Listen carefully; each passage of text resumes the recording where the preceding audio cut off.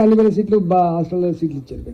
ఇప్పుడు ఇస్తే వేరు విషయం. కానీ మేము ఉన్నప్పుడు ఎన్ని వేల మంది దరఖాస్తు చేసుకున్న ఈ జాతరకు సమయం వాళ్ళంతా ఎక్కడుంటారు, వాళ్ళు ఎక్కడో గుడిసెలు వేసుకొని ఎలకలు పట్టుకుంటా ఉండేటోళ్ళు కొంతమంది ఉంటారు, పిల్లలు పట్టుకునే కొంతమంది సంచార జాతులు ఏ దొత్తగా తిని ఉండేటోళ్ళు ఉంటారు.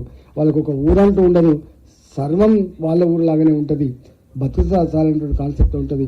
మనం చూస్తూ ఉంటాం ఎప్పటికప్పుడు వాళ్ళు ఎట్లా మైగ్రేట్ అయిపోతుంటారో అలాంటి నోరు లేని జాతులకి ఇవాళ అధికారం అనేది దేవుడికి. కానీ ఇప్పుడైతే తప్పకుండా కొంత చేయాల్సి, కానీ వస్తే మాత్రం ఒక కర్పూర్ ఠాకూర్ ఏం చేసిందో మనం చూస్తూ ఉన్నాం.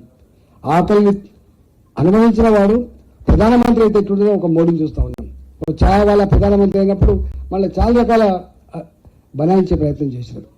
కానీ ఆకలిని అనుభవించిన వాడు, దుఃఖాన్ని చవిచూసిన వాడు, ఆ ఆకలి దుఃఖం సందర్భంలో అవమానాలకు గురైన వాడు దేశ ప్రధానమంత్రి అయితే ఎట్లా ఉంటుందో దానికి సజీవ సాక్ష్యమైన మోడీ గారు. కాబట్టి అందుకనే డెఫినెట్గా ఈ జాతర నుంచి వచ్చిన వాళ్ళు ఒక కర్పూర్ ఠాకూర్ కావచ్చు, అంతకన్నా ముందున్నటువంటి వాళ్ళు కావచ్చు, ఇప్పుడే కొంత మెరుగైనటువంటి కెపాసిటీ ఉండేది కాదు. ఇస్తే చేస్తారు, ఇవ్వకుండా నేను అదేమంటే చేసే ఆస్కారం లేదు. కాబట్టి తప్పకుండా ఈ జాతులకు కూడా ఆకలి ఉన్నవాడికి, దుఃఖం ఉన్నవాడికి రాజ్యం అవసరం ఉంటుంది.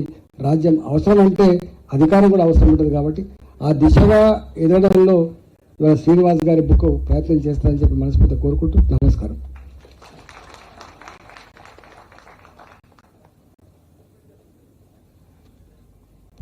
చాలా చక్కగా తన జీవిత ప్రయాణంలో, జీవనయానంలో జరిగినటువంటి అనేక విషయాలని క్రోడీకరించి వారు చెప్పినారు. వారికి ప్రత్యేకమైనటువంటి ధన్యవాదాలు.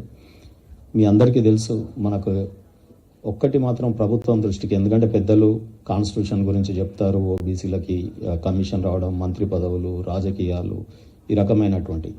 కానీ ఈ తెలంగాణలో కూడా బీజేపీ పార్టీ మాత్రమే ఒక బీసీ ముఖ్యమంత్రిని చేస్తామని పోయినసారి నినాదం తీసుకోగలిగింది. అంత దమ్ము ధైర్యం ఏ రాజకీయ పార్టీకి లేదు ఇక్కడ.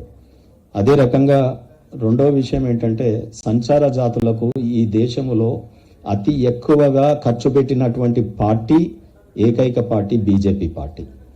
సంచార జాతులకి ఇక్కడ సెపరేట్గా ఎంబీసీలు, బీసీ ఎంబీసీ సంచార జాతుల మోడల్ కాదని సంచార జాతుల్ని ఎంబీసీ అని తీసుకోవడం, ఆ ఎంబీసీలు ఎవరో తెలియకపోవడం, ఈ రకంగా అనేక సంఘటనలు జరిగినాయి గత ప్రభుత్వంలో.